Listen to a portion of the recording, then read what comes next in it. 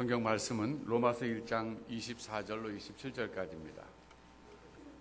로마서 1장 24절부터 27절까지 말씀 제가 봉독을 하겠습니다.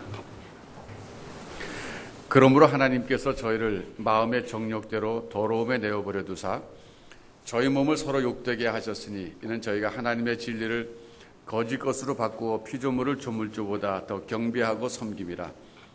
주는 곧 영원히 찬송할 이시로다. 아멘. 이를 인하여 하나님께서 저희를 부끄러운 욕심에 내어버려 두셨으니 곧 저희 여인들도 순리대로 쓸 것을 바꾸어 영리로 쓰며 이와 같이 남자들도 순리대로 여인 쓰기를 버리고 서로 향하여 음욕이 부릴 듯하며 남자가 남자로 더불어 부끄러운 일을 행하여 저희의 그릇 때문에 상당한 보응을 그 자신에 받았느니라. 아멘.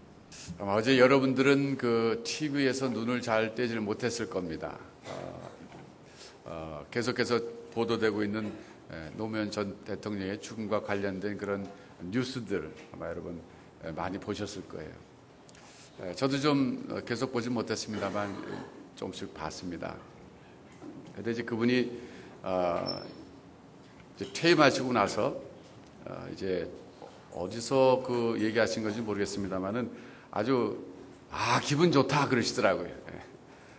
그가 어깨 그 무겁게 눌렀던 대통령직이라고 하는 그 무게를 이제 짐을 다 내려놓고 이제 홀가분해졌다 이거죠. 그리고 뭐 잘했다 못했다 그런 것보다 본인은 그저 열심히 했습니다 그러시더라고요. 사실 그 말은 아마 누구나 다 우리가 공감할 거예요. 제 개인적으로 생각할 때는 역대 대통령 가운데 자발적인 그 지지 단체를 가진 유일한 분이 아닌가 싶어요. 현재까지 노사모 회원들 이제 입장의 차이에 따라서 노사모 회원들 칭찬도 하고 또 반대도 하고 그런 입장이 있습니다만 어쨌든 역대 어떤 대통령도 자발적으로 그 대통령을 지지하는 사람들이 그런 모임을 만들어 갖고 활동하는 것은 아마 제가 알기로 처음이 아닌가 싶어요. 그런 정도로 그분은 나름대로 정치적인 소신이 있었던 분이 아닌가 생각합니다. 그런 점에서 볼 때는 그 한국의 정치사에도 한 획을 그은 분이라고 할 수 있고 그리고 역사 발전에 앞으로 역사가 평가하겠습니다만 큰 공헌을 했다라고 평가를 받으실 것 같아요. 너무 참 안타깝게 그렇게 가셨습니다. 여러분 그분이 열심히 하셨다 그러는데 본인이 잘했다는 말씀도 못 하시더라고요. 열심히 했습니다. 그러나 그 말 속에는 제가 느끼기에는 역부족인 것도 있었습니다. 저 혼자 힘으로서는 이 나라를 여러 가지 면에서 바로 잡는다고 하는 거 나름대로 정치 소신을 따라서 개혁한다는 것도 한계가 있었습니다. 아마 그런 뉘앙스가 숨어 있었던 것 같아요. 여러분 우리나라는 옛날부터 그 대통령에게 너무 많은 기대를 하는 것 같아요. 저는 이제 뭐 16년 동안 미국 살다 와서 이제 그 미국 대통령에 대해서 국민들이 갖는 기대감을 볼 수 있었습니다. 그런데 우리나라는 무슨 문제가 발생하면 전부 백성들이 거의 동시에 대통령을 바라봐요. 이 문제에 대해서 대통령이 뭐라고 얘기할 거냐, 어떻게 하겠다고 그럴 거냐. 그런데 미국의 경우는 그렇지 않은 것 같아요. 그러니까 미국은 대통령이 잘못한 것만 대통령에게 책임을 묻고 대통령과 관계없는 건 절대 대통령에게 책임을 묻지 않습니다. 그런데 우리는 아마 그것이 왕에게 걸었던 기대감의 연속이 아닌가 싶어요. 그래서 옛날에 임금님들도 뭐 최고 권력의 자리에 계셨지만은 비가 안 와가지고 농사가 안 되면 참 이 과인이 덕이 부족해서 비가 안 온다. 그리고 자기 자신을 자책하지 않았습니까? 이게 내 탓이다는 거예요. 그러니까 백성하고 왕하고 아주 일체가 돼가지고 나라 살려면 같이 없냐면서 끌어가는데 결국에 영광도 왕이 받지만 책임도 왕이 져야 되는 뭐 이런 사회 구조, 정치 구조 속에서 쭉 지내오다가 나라가 이제 대통령 제도로 바뀌었지만 그것이 완전히 사라지기는 아마 어렵지 않겠는가 그 생각이 들어요. 여러분 요즘 이제 평가가 계속 나오고 있습니다만 이 노무현 대통령께서는 학벌주의의 벽에 도전한 사람이다. 학벌주의를 타파하려고 시도했던 분이다. 또 지역주의를 타파하려고 했던 분이다. 사실 그 학벌주의나 지역주의는 뭐 우리나라에서 이건 타파되기 너무 어려운 거잖아요. 쉽게 말하면 이제 구조적인 문제입니다. 한 나라의 권력자로서 대통령이 갖고 있는 그 권력에는 한계가 있죠. 우리가 이제 상대적인 비교입니다만은 북한의 경우는 지금 김정일 위원장께서 이제 절대 권력을 갖고 계시지만은 남한의 대통령보다는 그분이 더 많은 권력을 갖고 있는 것은 사실입니다. 객관적으로 비교해 볼 때. 그러나 그분도 제가 볼 때는 역시 인간이고 한계를 느끼시는 것 같아요. 뭐 이미 다 보도가 되고 신문에 나온 얘기니까 다 아시는 얘기겠습니다만은 지금 굉장히 북한에서 이제 참 강경 태도로 일관되게 이제 미국과 한국을 소위 말하면 이제 압박한다 그런 표현을 쓰지 않습니까? 왜 그런가? 저도 이제 궁금해서 신문에 그 사설을 봤어요. 이거 왜 그러는가? 북한이. 그랬더니 김정일 위원장이 건강이 갑자기 좀 예상보다 본인이 나빠졌기 때문에 아직까지 후계자를 정해내지 못했다고 하는 것을 실책이라고 생각하신다 그러더군요. 그러니까 본인이 권력이 많을 때 아예 후계자를 하나 정해가지고 그걸 사실화 시켜놨으면 그랬으면은 지금쯤 그렇게 안 할 거라는 거예요. 그러나 아직까지 건강이 지금 완전히 나빠져가지고 있는데 후계자는 아직 정해지지 않은 상태인데 군부의 눈치를 볼 수밖에 없다 그런 얘기 하더군요. 그러니까 우리가 볼 때는 김정일 위원장이 최고의 권력자인 것 같아도 군부의 눈치를 안 볼 수 없는 거예요. 그러니까 군부가 강경하게 나가는 것을 지금은 이렇게 컨트롤하지 못하지 않느냐 이런 그 추측과 분석이 있더군요. 제가 그걸 보면서 그래 맞다. 아무리 김정일 위원장이라고 하셔도 북한의 모든 권력을 잡고 뭐 거의 신처럼 그렇게 컨트롤할 수는 없는 모양이구나. 그 얘기는 뭡니까? 결국 정치가로서 백성들의 삶의 문제를 풀어주는 데는 능력의 한계가 있다는 거예요. 여러분 김일성 그분께서 살아계실 때 정치 목표가 뭡니까? 백성들에게 이 밥에 고깃국 먹이는 거죠. 우리 어렸을 때는 그런 말 들었어요. 그러니까 김일성 그분께서 북한을 통치하실 때는 정치적인 목표가 뭐냐면 백성들에게 전부 쌀밥 먹이고 그리고 고깃국 먹이는 거. 그러면 이제 정치인으로서 자기 업적을 이제 이룬 것이다라고 이제 평가를 받으시겠다 그런 목표를 가지고 하셨는데 그 중국의 이제 그 모택동 주석도 참 중국의 사람들에서 볼 때는 굉장히 존경받는 분들이신데 저도 이제 그분에 대해서는 옛날에 우리나라가 이제 반공 교육으로 일관될 때는 제대로 참 이해하지 못했었는데 이제 나이가 들면서 그분에 대한 책도 보고 쭉 봤더니 중국 인민들에게는 굉장히 존경을 받으시더군요. 왜냐하면은 그분이 백성들에게 먹을 걸 줬다는 거예요, 결국. 중국 천자들도 하지 못했던 일을 역대 어떤 천자도 하지 못했던 황제도 하지 못했던 일을 모주석했다는 거예요. 공산당 정권이 들어서면서 백성들에게 그래도 먹여줬다는 거예요. 그러니까 많은 사람들이 존경한다는 거예요. 그러니까 결국 정치인이나 경제인들이 해야 될 주요 업무는 뭐냐? 백성들을 먹이는 겁니다. 좋은 거 입히는 거예요. 또 편안한 집에서 살게 하는 거예요. 또 아들, 딸 낳고 잘 살게 이끌어가는 그런 사회적 환경을 만드는 것이 결국 정치인들의 책임이고 그리고 경제인들의 책임이 돼버렸어요. 그걸 잘하는 사람은 존경받습니다. 근데 노무현 대통령께서도 나름대로 이 분배 정책을 펼치시기 위해서 나름대로 노력했지만은 열심히 했지만은 한계를 느꼈다는 거예요. 그러나 완전히 그 일을 다 다루지 못했지만 본인은 할 만큼 했다는 거예요. 저는 이제 결국은 이제 그런 문제를 바라보면서 그분이 마지막에 개인적인 그런 이제 도덕성 문제 때문에 극단적인 선택을 하셨는데 우리가 다 마음 아파하고 있습니다. 이제 그러면서 저는 이런 우리 한국 사회의 그런 문제를 한번 생각해 보게 됐어요. 우리 그리스도인들로서 앞으로 어떻게 해야 될 것인가. 물론 여러분들도 이제 진보적인 성향의 분들 또 정치적으로 보수적인 성향의 분들 다 여기 계실 거예요. 그래서 저는 정치적인 얘기를 하자는 것은 아니고 결국 인간의 이 모든 이 배고픔의 문제나 그리고 고통의 문제가 과연 정치적으로 해결될 수 있겠느냐.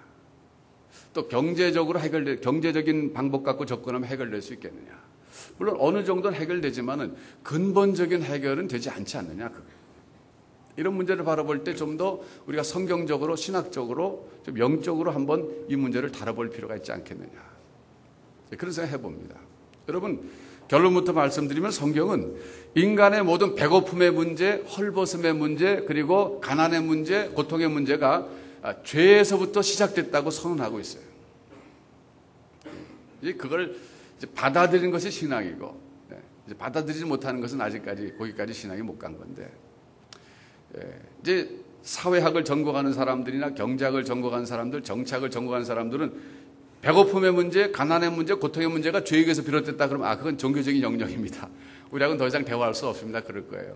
저도 그건 인정합니다. 그러나 저는 성경을 보고 저는 그렇게 확신하는 사람입니다. 여러분이 로마서를 지금 보고 있는데 제가 왜 이 이야기를 하냐면 로마서는 결국 이 죄의 문제를 얘기하고 있어요. 인류의. 그러니까 인간의 모든 배고픔의 문제, 고통의 문제가 어디서부터 왔느냐? 이 죄에서부터 왔다는 것을 아주 분명하게 얘기하는 것이 바로 로마서 성경입니다. 이 로마서를 구조적으로 한번 이제 분석해 봐야 되는데 1장 1절부터 17절까지는 로마서의 서론 부분입니다. 여러분 이건 좀 머릿속에 넣어두시면 좋을 것 같아요. 1장 1절부터 17절까지는 로마서의 서론이고 1장 18절부터가 본론이 쭉 이어져요. 그래서 적어도 8장 31절까지는 본론이라고 볼 수 있어요. 그런데 이 서론에서 문제 제기를 합니다. 여러분 이제 우리가 학교 다닐 때 논문도 써보고 레포트도 써봤잖아요. 근데 결국 서론에서는 뭘 씁니까? 문제 제기를 하는 거예요. 특별히 이제 학위 논문이라든지 전문적인 논문에서는 서론 부분에서 내가 이 논문에서 다루려고 하는 문제가 뭡니다. 그걸 분명히 밝히고 그다음에 본론에서 그걸 논리적으로 설명해 나가지 않습니까? 그런데 로마서가 그런 논문 형식으로 돼 있어요. 그래서 성경 중에서도 참 논리적인 책이 로마서인데 이 서론에서 제기하는 문제가 뭐냐면 복음이란 무엇인가 이거예요. 사도 바울이 지금 복음을 전하러 다니시는데 자기가 전하는 복음이라는 것이 무엇인가라고 하는 것을 문제 제기합니다. 16절에서 문제 제기하고 있어요. 여러분 다시 한번 보십시오. 로마서 1장 16절. 내가 복음을 부끄러워하지 아니하노니 이 복음은 모든 믿는 자에게 구원을 주시는 하나님의 능력이 됨이라 그랬어요. 다시 말하면 로마서에서 사도 바울이 다루려고 하는 이 논문으로 본다면 주제가 뭐냐면 이 복음이란 무엇인가 이 문제 제기를 하고 복음이란 무엇인가 답도 주는 거예요. 복음은 모든 믿는 자에게 구원을 주시는 하나님의 능력이다 그거예요. 여기서 이제 중요한 개념들을 또 정리해야 됩니다. 믿는다는 것은 무엇인가? 그 다음에 구원이란 무엇인가? 이걸 또 우리가 정의를 하고 이걸 또 밝혀내야 됩니다. 데피니션을 또 해야 돼요. 그래서 로마서 1장 18절 이하에서는 이 복음이라는 것이 결국 모든 믿는 사람에게 구원을 주시는 하나님의 능력이라고 하는 것을 본론에서 쭉 증명해 나가는 거예요. 설명해 나가는 구조로 되어 있어요. 그러면서 18절 본론 초두에서 1장 32절까지 여기서는 무슨 얘기를 하고 있냐면은 이방인의 죄의 문제를 다루고 있어요. 이방인의 죄. 이 성경 로마서가 기록됐던 이 시대에는 모든 인간을 두 종류로 나눴습니다. 하나는 이방인 아닌 사람은 유대인 이렇게 나눴어요. 아주 간단한 이분법이었어요. 유대인 아니면 이방인 이렇게 나눴어요. 그런데 1장 18절부터 32절까지는 이방인들의 죄를 얘기하고 있고 2장 1절부터 2장 마지막 29절까지 2장 전체에서는 유대인의 죄를 언급하고 있어요. 유대인의 죄. 그러니까 결국 무슨 얘기냐면 본론이 시작하는 1장 18절부터 처음에 다루고 있는 주제가 뭐냐면은 이 죄 문제를 다루고 있어요. 죄. 그러니까 죄와 복음이라는 것은 어떤 상관관계가 있느냐? 결국 죄로부터 구원받는 게 이것이 복음이기 때문에 그런 거예요. 구원이란 무엇이냐? 죄로부터의 구원이다 이거예요. 단순히 고통으로부터의 구원이 아닙니다. 여러분 많은 종교가 고통의 문제를 다루고 있습니다. 그러나 고통이라고 하는 것은 죄에서부터 왔기 때문에 또 근본적인 원인은 죄라는 거예요. 그래서 1장 18절부터 2장 마지막 절까지는 죄의 문제를 다루고 있는데 그 중에서도 먼저 이방인의 죄를 다루고 그 다음에 유대인의 죄를 다루고 있어요. 다시 말하면 이방인이나 유대인이나 모두 다 하나님 앞에서는 죄인이다. 그 문제를 다루고 있어요. 그러면서 우리가 이제 이방인의 죄 1장 18절부터 32절까지 또 세 부분으로 나눌 수가 있어요. 이 죄에도 종류가 세 가지가 있다는 거예요. 쉽게 말하면. 첫째는 종교적인 죄 18절부터 23절까지.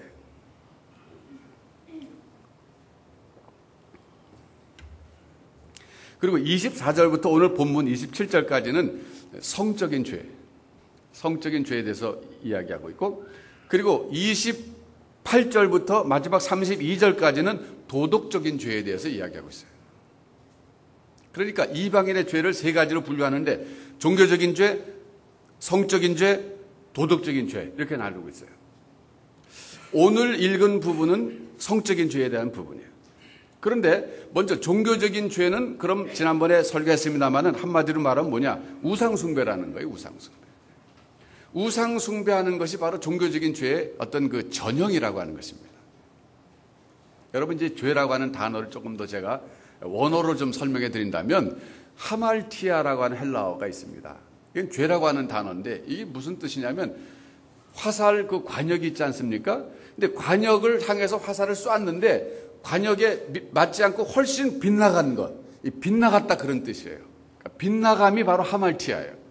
그러니까 하나님이 정해놓으신 어떤 표준 관역이 있는 거예요. 이렇게 해야 되는 거예요. 그런데 그 관역을 향해서 쐈는데 마치 빗나간 화살처럼 하나님이 정하신 표준에서 훨씬 빗나간 것을 죄라고 성경이 말하는 거예요. 우상숭배는 뭐냐? 하나님을 섬겨야 되는 거예요. 그게 정확한 표준 관역이에요. 그런데 하나님 대신에 빗나가서 잘못 섬기고 있는데 우상을 섬기고 있으니까 이것이 죄라는 거예요.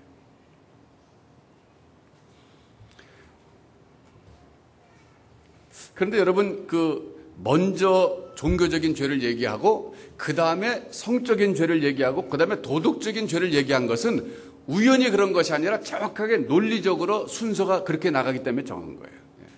다시 말하면 종교적인 죄가 첫 번째고 그 다음에 성적인 죄로 이어지고 그 다음에 도덕적인 죄로 이어진다는 거예요. 그게 무슨 얘기냐 하면 여러분 이 성적인 죄는 이것이 종교적인 죄이면서도 동시에 도덕적인 죄입니다. 이제 우리 한국 사람들 지금 의식 속에는 이 성적인 죄라고 하는 것은 다분히 도덕적인 죄라고 하는 이런 관념이 있어요. 그러니까 성적인 죄는 도덕적인 죄 영역에 속한다고 보는 거예요. 그런데 이 성경이 기록된 2000년 이 당시에는 이 성적인 죄하고 종교적인 죄하고 밀접한 관계가 있었어요. 왜 그랬냐면은 성적인 타락이 주로 종교적인 신전에서 행해졌기 때문에 그래요. 그게 중요한 차이점이에요. 예를 들어서 여러분 우리나라의 경우는 조금 그런 현상이 없었던 것 같아요. 예를 들면 종교적 사원에서 성적인 죄가 이루어졌다. 그것은 이제 거의 도덕적인 차원의 죄지 그게 종교적인 성적인 타락은 아니에요. 쉽게 얘기하면 이제 신전에서 우리나라 신전 말고 이제 가령 인도라든지 또 고대 근동지방 그런 곳에서의 신전에서는 이 성행위 자체가 신과 결합하는 행위로서 상징화돼서 사용됐습니다. 지금 이제 여기가 네팔입니다. 네팔인데 힌두교의 어떻게 보면 지금도 이 네팔은 국교가 힌두교예요. 인도의 국교가 힌두교가 아니라 네팔의 국교가 힌두교입니다. 그만큼 네팔은 힌두교 왕국이에요. 그런데 네팔에 가서 이제 저기 사진 찍었는데 물론 이제 불교가 힌두교에서 나오지 않았습니까? 그런데 저 힌두교의 이 조각상들 보면 지금 저기 잘 보이지 않습니다만 저게 전부 성행위를 하는 조각상들이에요. 그러니까 이게 사원이에요. 지금 사원에 저기 사람 형상이 새겨져 있는데 전부 지금 저것이 성행위를 하고 있는 그런 조각상들이에요. 그러면 여러분 생각해 보세요. 신성한 신전에 왜 저런 성행위하는 저런 조각상들 새겨놨는가? 좀 종교적인 의미가 있다는 거예요. 다시 말하면 신과 결합하는 방식으로서의 성행위라고 하는 종교적 의식이 있었다는 거예요. 네. 여러분 이제 우리나라의 경우는 좀 저런 신전에서 신전에 속한 주로 여사제들이 있었거든요. 저도 보면 전부 이 성행위를 하고 있는 모든 행위들을 전부 이렇게 표현한 건데 특별히 탄트리즘이라고 하는 신비주의가 이제 힌두교와 불교 계통에서 발달했는데 이제 하나 나왔는데 이 탄트리즘은 뭐냐면 성을 통해서 초월할 수 있다는 거예요. 다시 말하면 성을 통해서 초월할 수 있다는 거예요. 그러니까 이 성행위라고 하는 것을 인간이 스스로를 구원하는 하나의 방편으로 사용했다는 거예요. 그러니까 이 신전에서 저렇게 아주 이 성적인 행위가 하나의 종교적인 의식처럼 행해졌다는 겁니다. 우리나라는 좀 이제 문화가 다르기 때문에 이해가 좀 덜 됩니다만 그러나 이 가나안 지방이라든지 이 인도 이런 계통에서는 아주 저게 사람들 속에는 자연스럽게 이해가 되는 얘기예요. 이 바알 신앙이라고 있습니다. 여러분, 바알 신앙. 이 바알 신앙이라고 하는 것은 가나안 종교였는데 바알은 남자신이고 아세라가 있었어요. 여신입니다. 그러니까 바알이 남자신이고 아세라가 여자신인데 바알을 상징하는 자연물이 있었는데 그게 뭐냐면 태양과 그 빛과 그리고 비였어요. 그러니까 태양이라든지 빛은 이 곡식을 잘 풍요롭게 해주는 그런 자연계 그런 자연 물체들이었습니다. 그리고 아세라를 상징하는 상징물은 대지였어요. 땅. 그래서 결국은 이 바알 신앙에서 추구하는 것은 풍요와 다산입니다. 두 가지. 풍요와 다산. 풍요는 곡식이 잘 되는 거예요. 다산은 자녀 많이 낳는 거예요. 그러니까 아주 인간이 오래전부터 갖고 있는 거의 본능적인 소원은 뭐냐면 잘 먹고 잘 사는 거 하고 자녀들 많이 낳아서 잘 되는 거. 이 두 가지예요. 저는 이것을 가리켜서 영생이 그 왜곡된 형태가 아닌가 그런 생각해요. 사람은 자기는 죽더라도 자기 자손들이 계속 번창하면은 자기가 간접적으로 살아남다고 생각하기 때문에 거의 영적인 본능적으로 자손들을 그렇게 집착하는 것이 아닌가 이런 생각도 해봐요. 어쨌든 풍요와 다산이 그 가나안 종교 행의 궁극적 목적이었는데 그 풍요와 다산을 상징한 것이 바알과 아세라였다는 거예요. 그러니까 하늘의 햇빛과 비가 대지에 떨어져 가지고 거기서 곡물이 잘 된다는 거예요. 이게 풍요를 갖다 주는 거예요. 그런데 그 바알 신전과 아세라 신전에는 여자 사제들이 있었어요. 여사제들하고 남자 성도들이죠. 말하자면 신전에 가가지고서 여사제와 결합하는 것이 바로 바알과 아세라의 상징적 결합으로 본 거예요. 그러니까 그것 자체가 하나의 종교적 의식이 된 거예요. 성행위 자체가. 그러니까 거기서는 신전에서 오히려 성적인 타락이 많이 이루어졌다는 거예요. 여러분 그 브라질의 삼바 축제 아마 TV 통해서 보셨을 거예요. 현재 가서 보신 분 계실지 모르겠습니다만 이 삼바 축제라고 하는 것은 소위 말하면 그 카니발리즘 아닙니까? 카니발리즘. 이 카니발리즘이라고 하는 것이 원래 그 시작을 살펴보면 이게 종교적인 의식이에요. 그 삼바 축제 이렇게 다큐멘터리 보면 뭐 아무하고나 막 포옹하고 그러더라고요. 길거리에서 막 흥분해가지고 사람들이 그때는 그 기간 동안에. 그래도 그게 문제가 안 된다는 거예요. 그래서 그것은 요즘 이제 현대화된 하나의 그 어떤 그 종교적 의식이 조금 이제 삭제돼 버리고 남은 문화적 의식처럼 돼버렸지만은 그런 카니발리즘이라든지 모든 그 기원을 따지고 올라가 보면 옛날에 인류가 신전에서 거기서 신 앞에서 축제를 벌였던 것과 무관하지 않습니다. 그러니까 바알 숭배자들이 그 바알 신전에서 여사제와 관계할 뿐만 아니라 거기서 흥분된 상태에서 축제 분위기 속에서는 술로 취하고 또 황홀경 속에서는 자기 정신이 아니기 때문에 여자가 여자와 더불어 남자와 남자와 더불어 부끄러운 일을 하겠다는 거예요. 오늘 성경이 말해주고 있는 게 그거예요.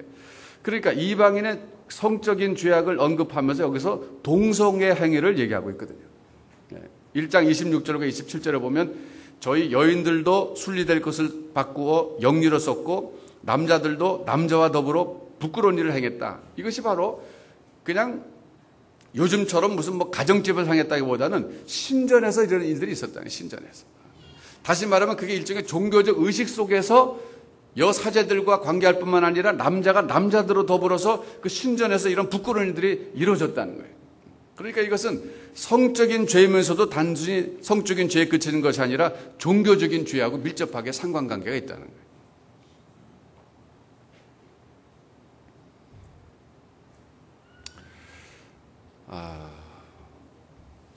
그 사도 바울이 로마서를 쓸 때 그 시기가 중요합니다. 또 장소가 중요해요. 여러분 로마서를 쓸 때는 이제 50년대, AD 50년대 막 후반쯤 썼을지 몰라요. 그리고 장소는 고린도라는 도시입니다. 그런데 시기적으로 따지면 사도 바울이 3차 선교 여행 도중에 쓴 거예요. 그런데 이 고린도에 가서 로마서를 쓰기 전에 어디에서 주로 목회를 하고 계셨냐면 바로 직전에 에베소에서 목회를 하고 계셨어요.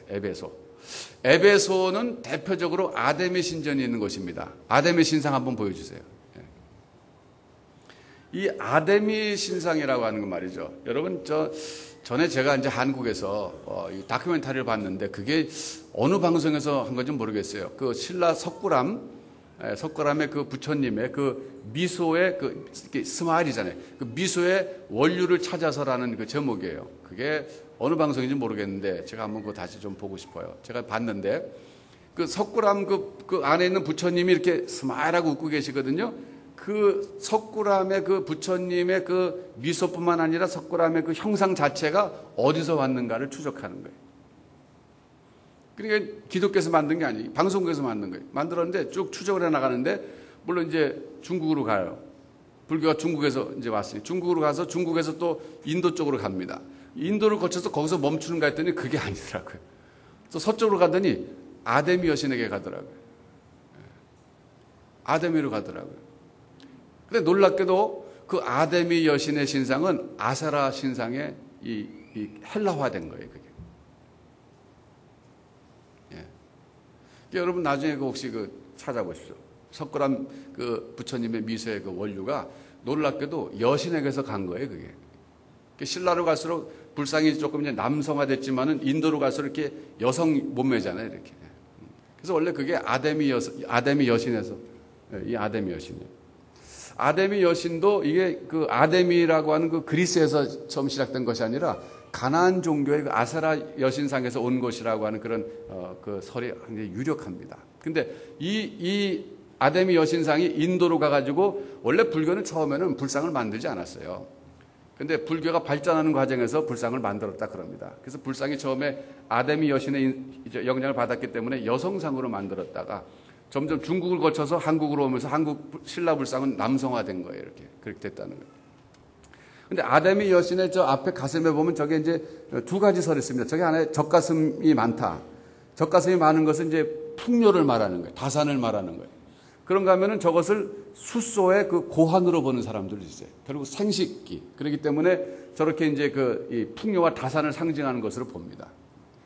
그러니까 결국은요, 저런 사도 바울이 로마서를 쓰기 직전에 어디 있었냐면 에베소에 있으면서 3년 동안 아데미 여신을 본 거예요. 그리고 아데미 여신의 그 신전에서 이루어지는 모든 그런 종교적 의식을 본 겁니다. 예, 본 거예요.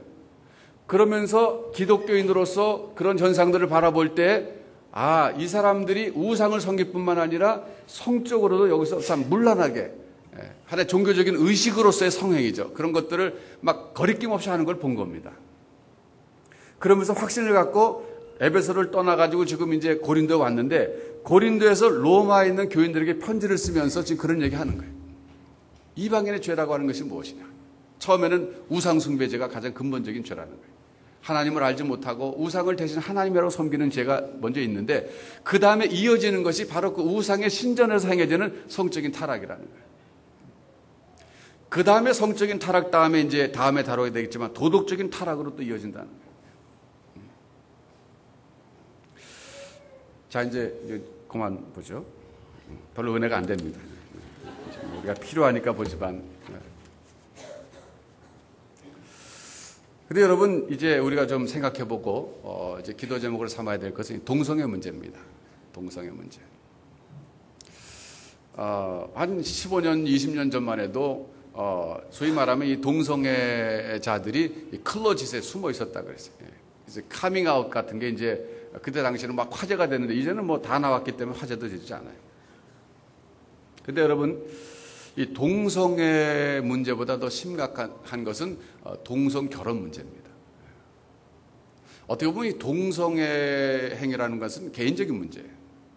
자기 뭐 성적 취향이라고 말하기도 하는데, 그러나 동성 결혼이라고 하는 문제는 이건 제도적인 문제고 사회적인 문제입니다. 근데 문제는 지금 흐름 보면 동성애라는 그 문제에서 동성 결혼 쪽으로 자꾸 이제 세계가 좀 가고 있는 추세거든요. 이게 문제입니다. 제가 이제 미국에 있을 때, 우리 교인들하고 이제 자녀들에 대한 얘기 많이, 이제 결혼시키는 문제 얘기 많이 합니다. 근데 이제 지금 이제 미국에 사는 우리 교포들은 다른 인종하고 결혼하는 건 전혀 이제 문제가 안 돼요. 다 이제 다 오픈됐어요. 왜? 경험해 보니까 다른 인종하고 결혼해도 잘 살고 더 좋거든요. 예를 들어서 백인 남자가 우리 이제 딸하고 결혼한 말이죠. 얼마나 자상하고 잘해준지 몰라요. 한국 남자들은 막 무뚝뚝하고 그런데, 이 백인 남자도 얼마나 자상하고 잘해준지 몰라요. 그런데 또 정말 또 좋아하는 사람들은 중국 남자 좋아합니다. 왜냐하면 중국 사회 얻으면 중국 남자들은 여자들 손에 물 안 묻히는 문화가 있거든요. 이렇게 잘해주고, 여자가 귀하다 보니까 옛날에 중국 남자들 전부 이렇게, 그러니까 부엌에 안 들어가는 남자는 세계에서 한국 남자밖에 없어요. 제가 여러 나라 다니면서 보니까 하여튼 부엌에 들어가면 큰일 나는 문화는 한국 남자밖에 없어요. 중국 남자들은 여자 보고 방에 쓰라고 자기가 이게 요리하고 막 그러잖아요. 그래서 이 미국 사는 부모들은 중국 사회 보는 거 좋아합니다. 그런데 거꾸로 중국 며느리 보는 거 싫어해요. 자기 아들이 물 묻혀야 되잖아요. 이렇게. 중국 여자 안 하거든요. 이렇게. 문화가 우리는 안 하는 거니까. 그런데 이제 그래도 이제 중국 사람들을 좋아하는 이유는 이제 하여간 같은 동양이니까 좋아하는데, 근데 이제 어떤 사람이 그러더라고요. 이제 한참 그런 얘기 하는데, 저는요, 아무 상관없어요. 어떤 인종 데려와도 상관없어요. 우리 아들이요, 결혼했다고 데려왔는데, 남자만 안 데려오면 돼요.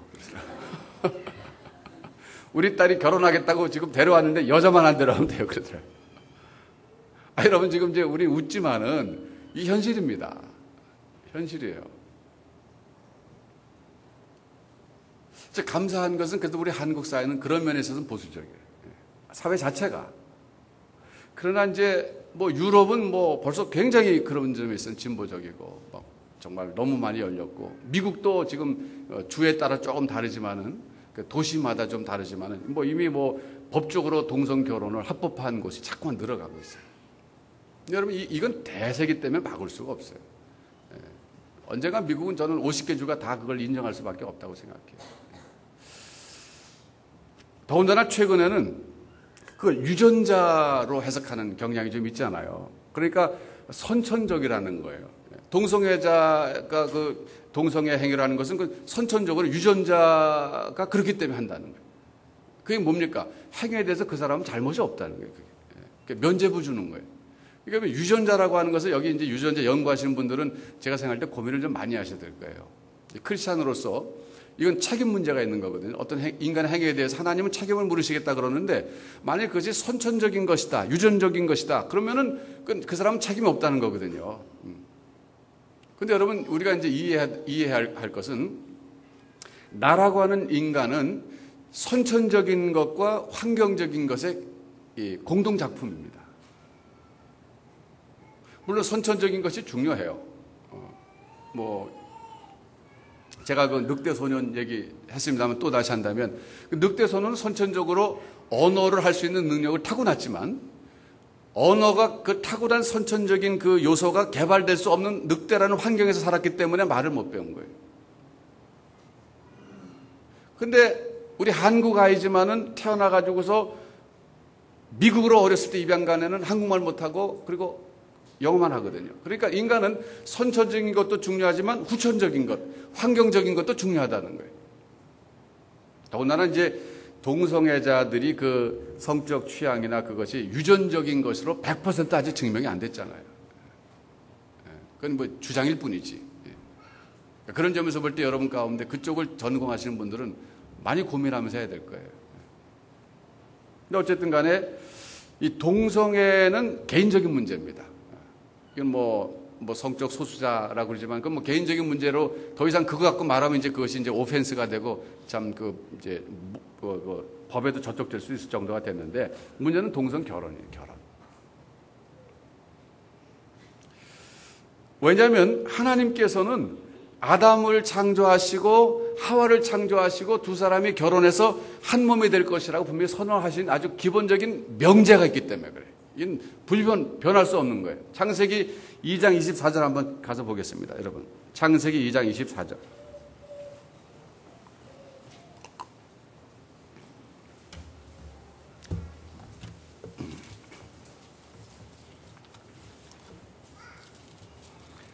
창세기 2장 24절.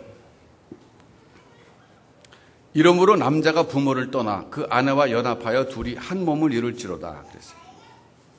여기 보면 하나님이 남자와 여자가 가정을 이룬다라고 말했어요.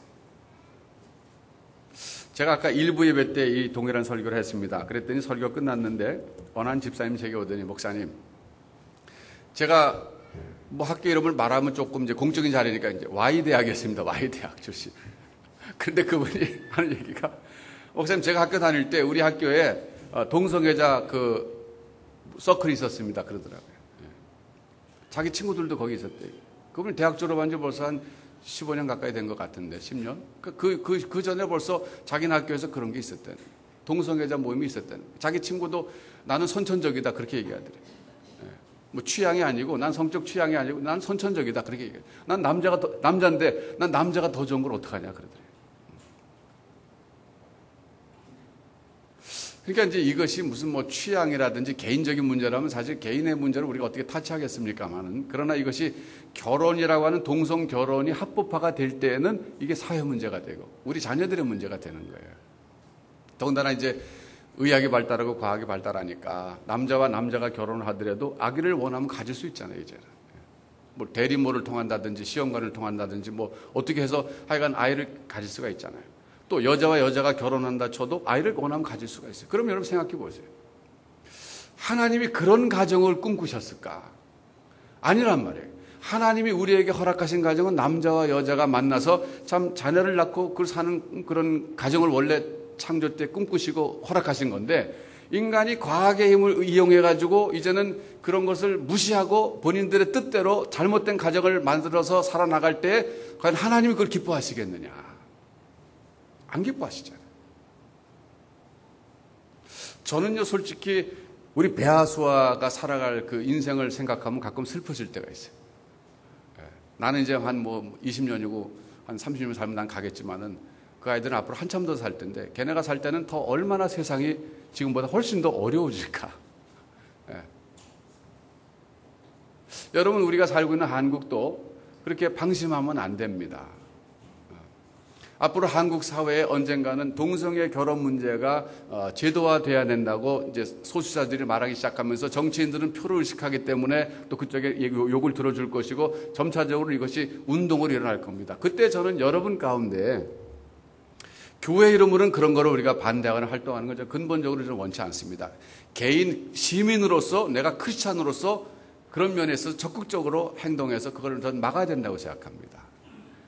물론 거대한 이 조류를 우리가 언제까지 막고 있을지는 몰라요.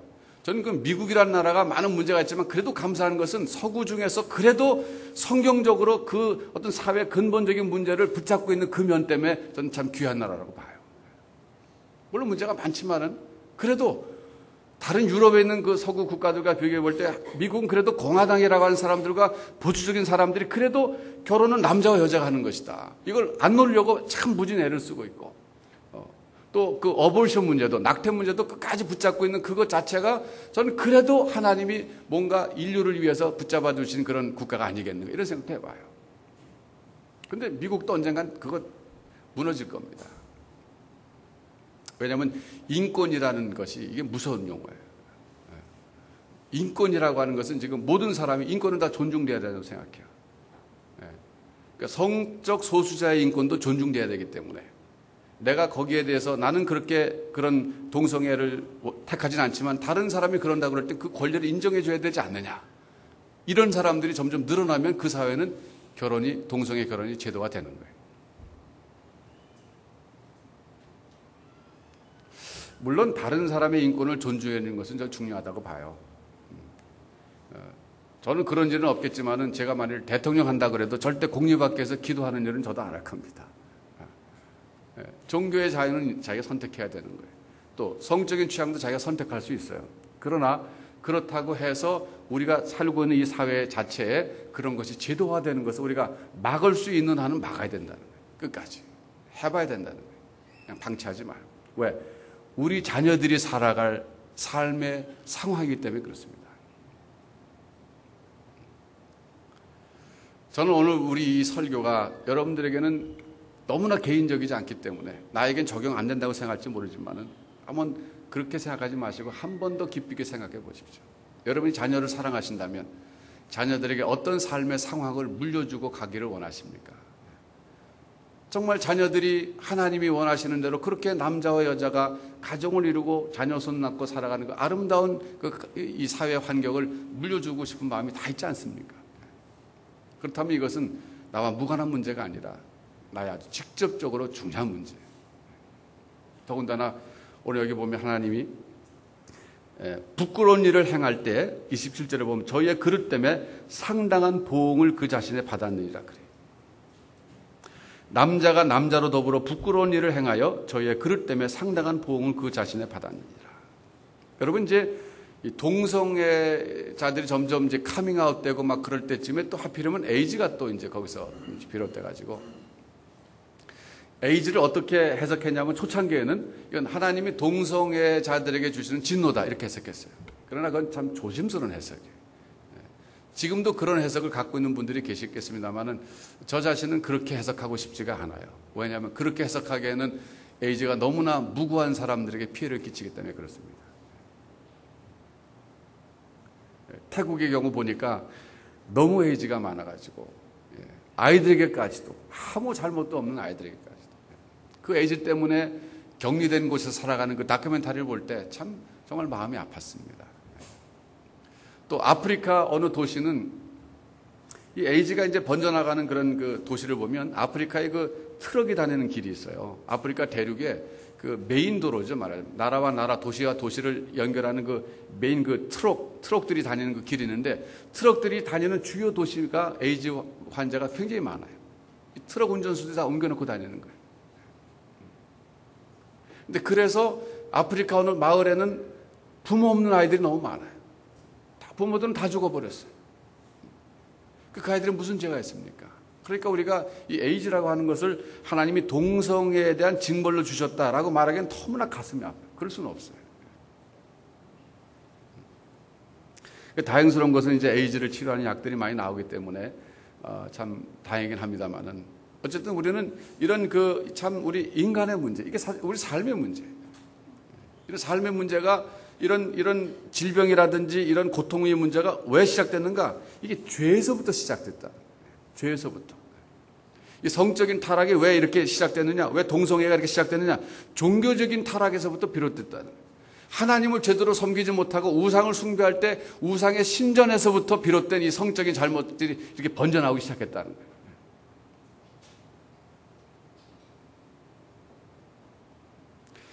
결국은 참 너무 마음이 아픈 이야기입니다만 노무현 대통령은 나름대로 재임 기간 동안에 우리 한국 사회의 분배, 가난의 문제를 분배라는 정책으로 풀어보려고 노력하다가 어느 정도 영향을 많이 끼쳤죠. 결코 뭐 그분이 한 일이 무의미하지는 않을 겁니다. 어쨌든 영향 끼쳤는데 완전히 해결은 못했지만은 그러나 이 인간의 배고픔의 문제를 나름대로 해결하려고 노력했던 분이에요. 우리나라 문제. 그러나 어떤 대통령이 나온다 할지라도 그 문제를 완전히 해결하기는 어렵습니다. 결국은 이 배고픔의 문제는 지구가 우리 지구로 말하면 주님이 다시 오실 때까지 있을 겁니다. 여러분,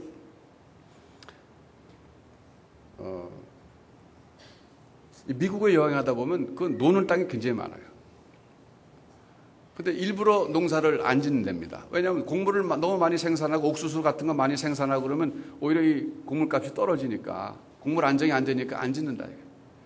그러면서 그쪽 방면에 있는 사람이 말하기를 미국에서 놀고 있는 땅에 곡식을 다시 그 곡식을 재배하면 아프리카 먹이고 살리고도 남는다는 거예요. 근데 국가 이기주의 때문에 안 한다 이게 그거. 결국은 하나님은 아담과 하와를 창조하시고 생육하고 번성하고 땅에 충만하라고 충분히 충만하게 번성할 수 있는 환경을 주셨는데 이 인간의 욕심 때문에 국가 이기주의 때문에 이 그런 걸 나누지 않는다는 거예요. 결국은. 그러니까 그 문제가 여러분 해결되겠습니까? 공산주의가 그 문제를 해결하기 위해서 70년 동안 실험했는데 실패하지 않았습니까?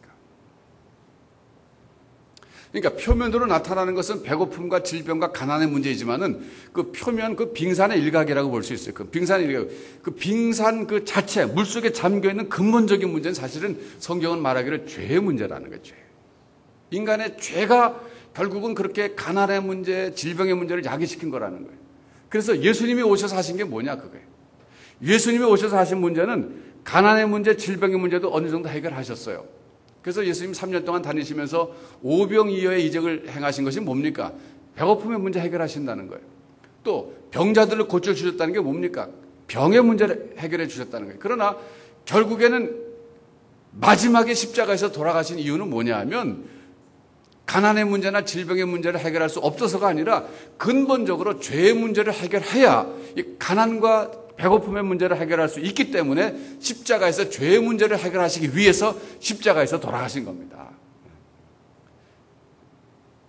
그래서 십자가에서 주님이 죄의 문제를 해결하시고 돌아가셨기 때문에 이제는 우리가 죄로부터 구원받을 수 있다고 하는 것이 바로 이 가스펠 복음이에요. 복음. 복된 소식이라고요. 어떤 정치인도 줄 수 없는 복된 소식이다 그거예요. 여러분 여기에 대해서 확신하십니까? 여기에 대해서 확신하는 사람이 그리스도인입니다. 우리는 이런 확신을 가지고 우리가 속한 삶의 영역에 나가서 이 복음적 인생을 살아야 되는 거예요. 그냥 내가 정치인이면 정치인으로서 이 복음을 이해한 사람으로서 어떻게 복음적인 정치를 할 수 있을 것이냐.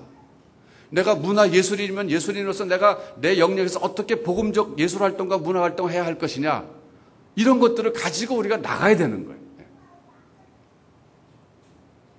그럴 때 우리나라가 복음적 국가가 될 수 있는 거예요. 여러분, 이 예수 믿는다고 하는 것은 굉장히 심각한 문제예요. 가벼운 게 아닙니다. 내 인생의 어려움과 가난과 내 인생의 우리 가정의 문제를 하나님이 해결해 주시기 위해서 하나님 앞에 나오는 것은 1학년짜리. 2학년, 3학년, 4학년 올라갈수록 우리 신앙이 어디까지 가야 되느냐. 내 가정의 문제만 보는 게 아니라 바로 이 사회 문제를 보는 거예요. 왜 사회의 가난과 이 분배와 이 정의와 이런 공평의 문제가 됐느냐? 이걸 어떻게 해결할 수 있느냐? 물론 인간의 힘으로서 정치적으로 경제적으로 완전히 해결 안 됩니다. 그러나 안 된다고 해서 포기하면 안 됩니다. 최선을 다해서 우리가 해야 되는 거예요. 내 영역에서. 그러면서도 복음을 이해하고 해야 되는 거예요. 이 문제의 근본 원인은 죄라고 하는 것이고 이 죄의 문제를 해결하시기 위해서 하나님이 직접 내려오셨다는 거예요.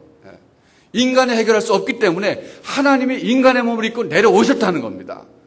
그리고 이 문제를 해결하시고 가셨다는 거예요. 그리고 언젠가는 궁극적으로 그분이 다시 오셔서 이 세상의 모든 문제를 결국엔 심판하시고 해결하실 거라는 거예요. 그 과정에서 우리가 해야 할 역할은 주님의 제자들로서 세상에 나가서 이 복음을 전파하면서도 한편 이 세상에 주님이 꿈꾸시는 세상이 되도록 내 영역에서 우리가 힘을 다해서 쏟아붓는 삶을 살아야 된다는 겁니다. 저는 우리 사랑하는 다혜교회 모든 성도님들이 이 복음을 이해하고 복음적 인생을 사시길 바랍니다. 국가가 이렇게 어렵고 할 때 우리 낙심하지 말고 더 그렇다면 내가 해야 될 일이 무엇인가? 난 아무것도 아닌 것 같지만 그러나 왜 내가 할 일이 왜 없겠습니까? 후손들에게 내 자녀들에게 정말 살기 좋은 대한민국으로 만들어서 물려주기 위해서 내가 살아있는 동안에 해야 될 것이 무엇인가? 이런 걸 숙제로 놓고 기도하면서 나갈 때 하나님 우리에게 그런 지혜를 주시고 또 그런 길을 보여주시고 그런 열매를 맺도록 인도하실 줄로 믿습니다. 이 시간 같이 한번 기도하겠어요. 여러분 우리 나라와 민족을 위해서 기도하면서도 하나님 우리 자녀들이 살 때에는 이 세상이 더 악해질 텐데 우리 자녀들의 결혼을 축복해 주옵소서. 정말 하나님이 의도하신 아름다운 가정을 이루고 그들이 자녀 손 닿고 경건한 후손들 낳으면서 살 수 있는 그런 축복을 우리 자녀들에게 주옵시고 그들이 그리고 우리 자신이 이 세상에서 우리 주님이 죄의 문제를 해결하셨는데 이제 죄로부터 파급된 이 경제 문제, 사회 문제, 문화적인 모든 문제를 하나님이 기뻐하시는 정치, 경제, 사회, 문화로 이끌어가는데 쓰임받는 복음적 인생을 살게 해 주옵소서. 우리 교회가 그렇게 하나님 마음에 합한 교회로 쓰임받게 해 주옵소서. 시간 같이 한번 기도하겠습니다. 다 함께 기도하시겠습니다.